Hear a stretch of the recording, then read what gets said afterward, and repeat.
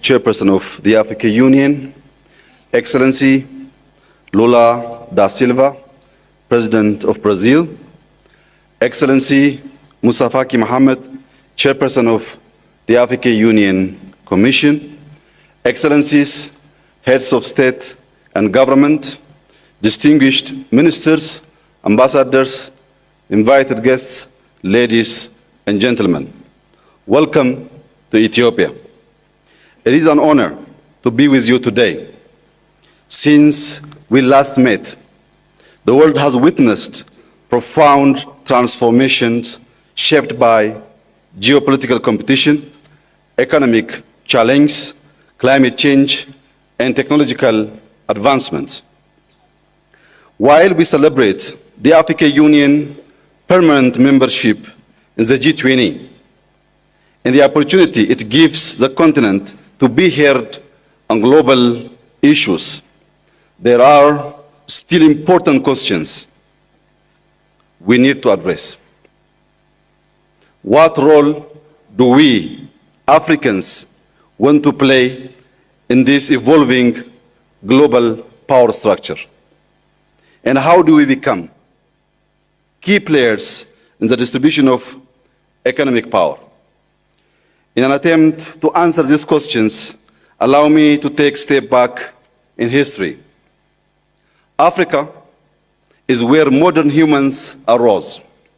Our ancient kingdoms and empires were home to many significant inventions and innovations, particularly in agricultural techniques, in the use of medicinal plants, and in the construction of impressive architectural structures, all being a testament to Africa's important contributions to the world civilizations in critical areas such as science, technology, and education.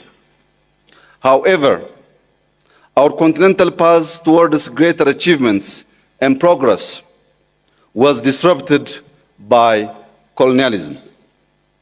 The strategic approach of the colonial powers was centered around dismantling the core essence of our nations, undermining our knowledge, our spiritual and cultural heritage, replacing our ancient education systems with Western-style education that was introduced as being superior.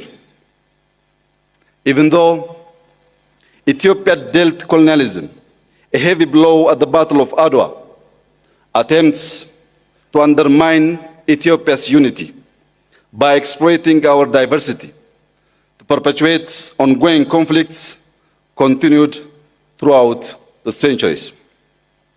Excellencies, ladies and gentlemen, uncovering these deep historic facts and bringing them to light is necessary to move forward for us as Africans for greater self-determination and dignity. Our land is rich. We are blessed with favorable weather, arable land, water, forests, natural resources, and a large youth population who embody the great potential of our continent. We should not be seeking for aid. In order to grow and ensure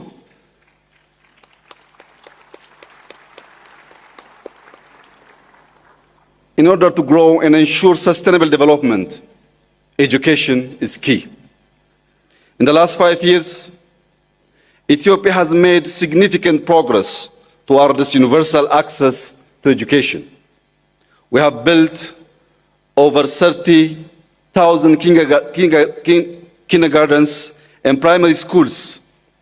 We are heavily investing in secondary schools and TVETs to ensure quality and skills development as well as meet labor market needs. Today, new technologies and innovative learning models can help our continent leapfrog into the future. Technology has taken learning beyond the classroom.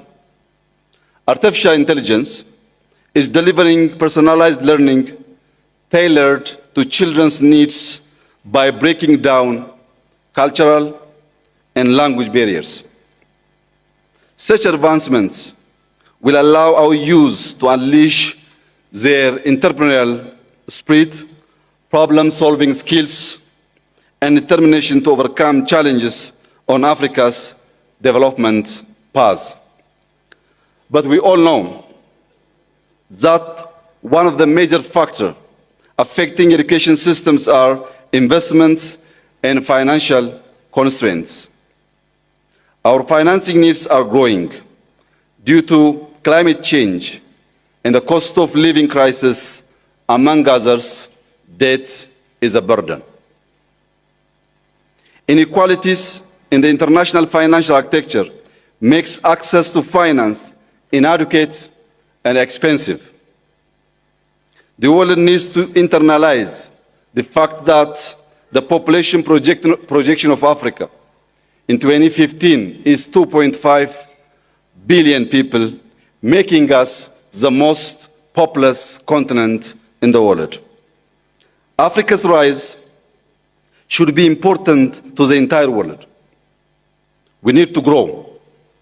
We need to build infrastructure, assure food security, strengthen our health and education systems, and create jobs. All of this requires long-term financing. While I renew my call to all major financial agencies to consider the realities of today's world, and particularly for middle and low-income countries, allow me to draw your attention on some of the opportunities our continent has for the Africa we all want. First comes Africa's thriving digital economy. Majority on the continent have phones, and mobile data is rapidly growing. We are starting to produce large data sets that the AI system require to allow us to learn, make prediction, inform our policies, and act.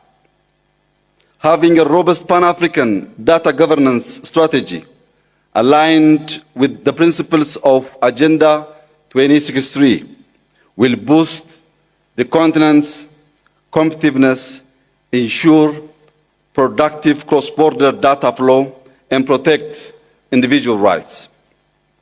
In addition, increasing infrastructure connectivity between our countries by building roads, airports, ports, rail networks, pipelines, and communication networks will link communities, increase trade, and enable economic integration. Furthermore, I would like to touch upon the need to secure peace and stability, which are, of course, the necessary foundation for economic and social development. Ethiopia firmly believes that regional and continental integration is essential to diversify our economies, ensure peaceful coexistence among us neighbors, and work together for our common growth.